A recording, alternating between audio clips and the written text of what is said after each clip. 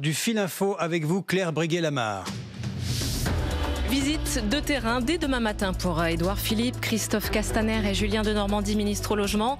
Ils seront tous les trois à Évry en Essonne pour rencontrer des policiers de terrain et parler prévention. Ils iront ensuite dans une association de lutte contre le racisme. Une visite au lendemain d'un discours de 50 minutes du ministre de l'Intérieur qui veut afficher une tolérance zéro contre le racisme chez les forces de l'ordre. Parmi les annonces, l'interdiction d'une méthode d'interpellation appelée prise par le cou. La colère du principal syndicat de magistrats, Emmanuel Macron, oublie encore une fois le principe de séparation des pouvoirs. Dans l'affaire Adama Traoré, estime l'USM, le président demande à la ministre de la Justice de se pencher sur ce dossier. Le jeune homme est mort en 2016 pendant une arrestation. Il ne faut pas aller trop vite dans le déconfinement, même si la situation continue de s'améliorer, explique Olivier Véran. La question se pose notamment dans les écoles, car il n'y a qu'un élève sur 5 qui ait retrouvé le chemin de sa classe.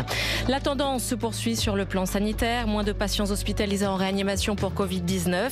54 personnes emportées par la maladie depuis hier. Et puis un ancien sénateur et maire de Seine-Maritime, victime d'un vol avec violence. 8 000 € en liquide dérobé chez Thierry Foucault.